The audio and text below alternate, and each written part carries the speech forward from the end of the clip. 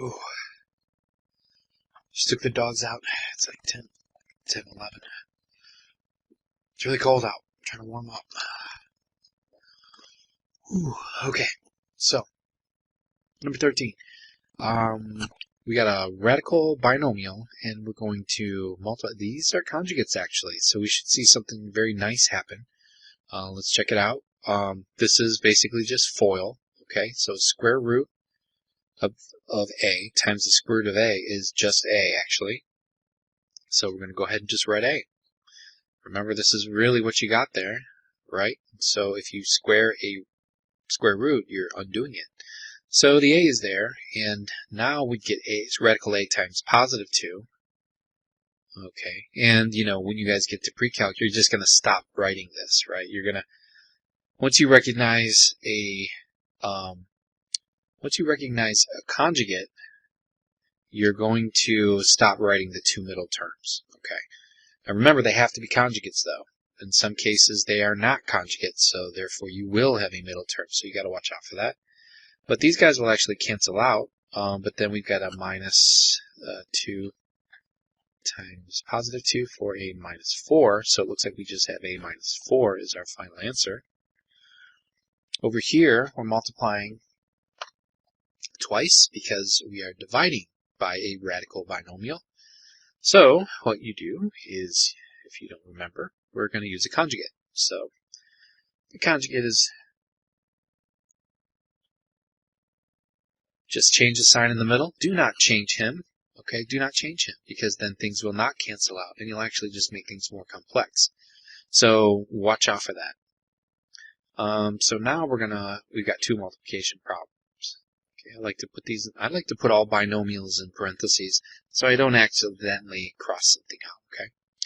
So 2 times this will just be 2 minus 2 radical 5. Or I could have just, in fact, what I'll do is I'll just leave the 2 on the outside. Just like that.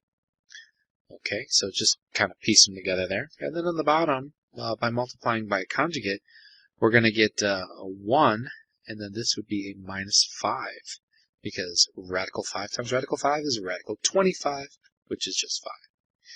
And the middle terms canceled out, because again, they're conjugates. So now we have a negative 4. Okay, so what does this mean for us? Well, it means that you should never have a negative sign in the denominator, because when you're doing more advanced mathematics, you will drop the negative, you'll miss it, and you'll screw up your whole problem. So what you always want to do is one of two things. You either want to put the negative sign here so that you can see it, or you can put it up at the top so you can see it. Because notice that these guys, only one of them is odd, so the whole thing is odd. There was a problem where both were negative, so, yep. Now if they were both negative, then it would become positive, right? But since one of them is negative, the whole thing is negative. So we can write this a couple ways here. We're going to have this as a negative 1 minus radical 5 over 2. All right, so what do we see here? Well, I don't see anything that matches it entirely, so why don't I distribute the negative sign? Negative 1 plus radical 5 over 2. Okay, that guy is, oh, there he is right there. Let's see. Okay. All right. You got a radical function here. So remember, he looks like that. He's just kind of like a little hook, and he's been translated to the right 3 units and down 9. All right, so right 3 units, down 9. So which of these equations is it? Now, if you did grab the graphing calculator and try these out, it'll work, but it's like isn't it fast to just know how to do this like instantly? There's actually zero math, pretty much because you know that going down the 9 has to be negative, and he has to be on the outside of the radical, and if you're going to go right, you have to be on the inside of the radical. And moving right means that I have to go, well, from your perspective, this way. So if I'm going this way, then this guy has to be negative. So the answer is D. So there's really not a lot of math going on there. You just had to know the function transformations. Same with this guy. If we know the parent function is a radical and we added 3, this particular radical is a square root, so we're going to actually just go up 3, all right? Because again, the 3 is on the outside, so he would be here. Now the pattern that the parent function has is to go over 1 and up 1. So many of these do. Absolute values do. Quadratics do. But when you move over 2 units, that's not going to help you because you're going to have to take the square root of 2, and that's not, it's some kind of decimal.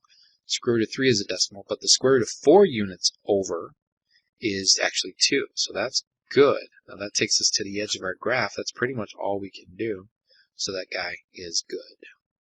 All right.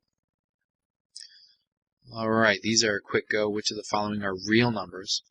Now I want you to realize that a real number is essentially every number that you can think of. Only one of these is a problem. Square root of 0 is fine. Square root of 12 is some decimal. It's in between 3 and 4. 3 point something something. The cube root of negative 1 is okay. It's just negative 1.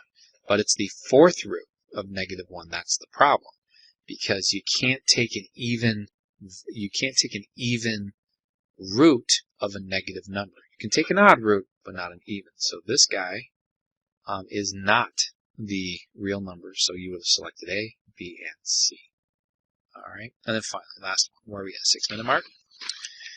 We got 2 radicals that we can combine, and when you first see it, you're like, nope, can't combine them at all. But clearly you can, because we got some answers here that see that something has been simplified. Now the 6, you would think that inside 6 is a pair of identical factors, but that is not the case. 6 is pretty much, square root of 6 is just square root of 6. It's going to be in between 2 and 3, 2 point something. But 54, however, can be broken down, so we're going to break that down. That's 9 and 6. Now again, 6 is 2 and 3, but remember that's, well, actually I'll break them down. It might be useful.